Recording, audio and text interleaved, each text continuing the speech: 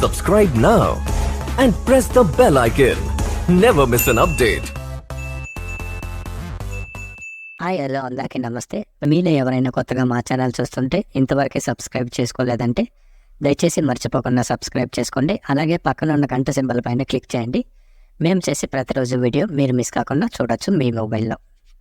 మీరు చూస్తున్నారు Palamaner tomato market. ఈరోజు డేట్ వచ్చేసి 20వ తేదీ 12వ నెల 2023వ సంవత్సరం.